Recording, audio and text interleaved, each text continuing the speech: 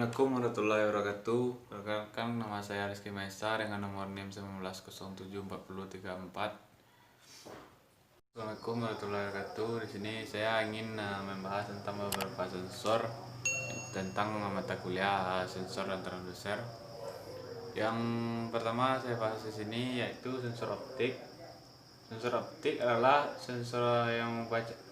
Tujuan dari sensor optik adalah untuk mengukur kuantitas fisik cahaya dan tergantung pada jenis sensor.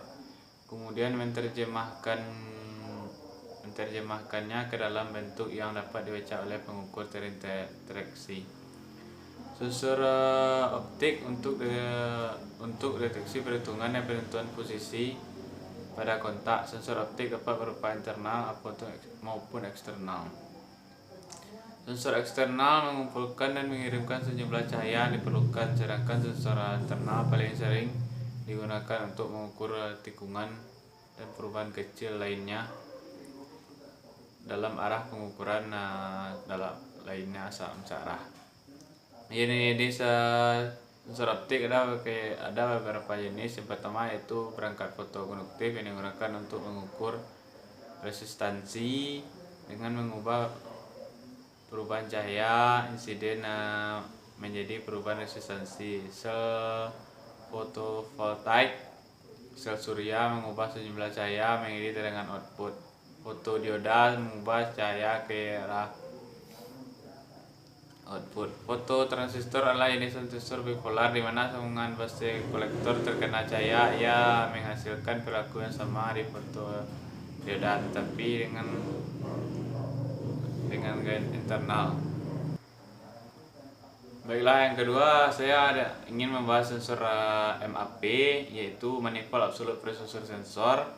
Merupakan salah satu sensor yang digunakan dalam sistem kontrol elektronik mesin pembakaran internal. Mesin yang menggunakan sensor MAP biasanya bahan bakar injeksi. Menggunakan sistem bahan bakar injeksi. MAP biasanya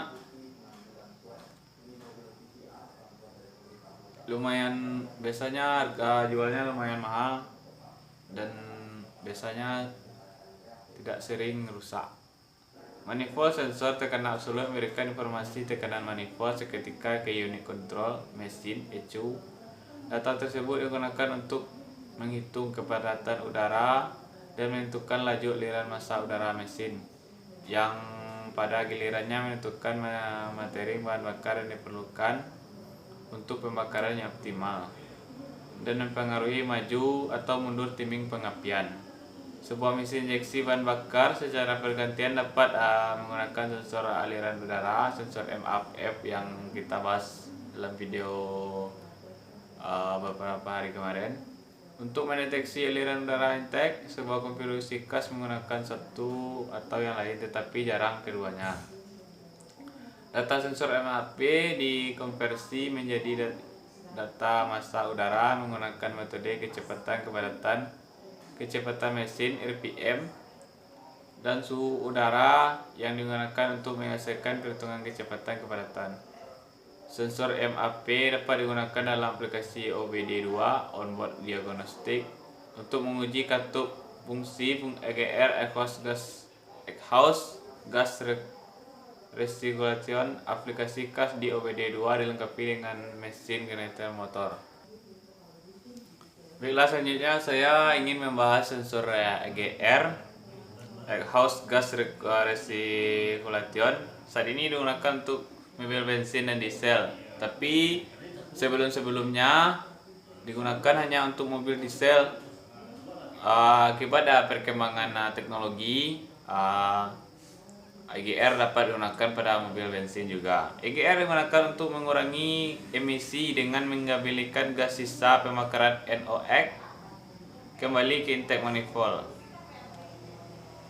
Saat ini EGR banyak digunakan khususnya pada mobil bermesin diesel, berarti pada mobil mesin bensin masih sangat kurang. Berkaitan dengan aspek efisiensi BBM dan mengurangi emisi, jelas pada mesin konvensional bukaan katup EGR dipengaruhi oleh kevakuman dan intake manifold. Cara kerjanya yaitu dengan memanfaatkan pegas diafragma untuk buka katup-katup EGR. Untuk mengatur pegas-pegas diafragma digunakan selang vakum yang terhubung ke intake manifold.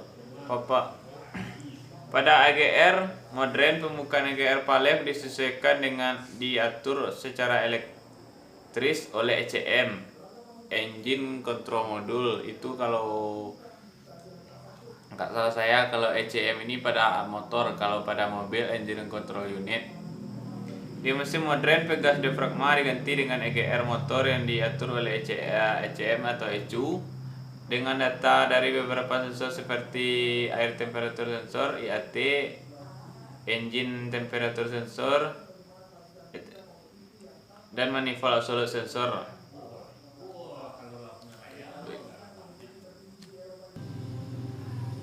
Baiklah, selanjutnya saya akan memberikan penjelasan tentang sensor APP atau akselerator pedal position.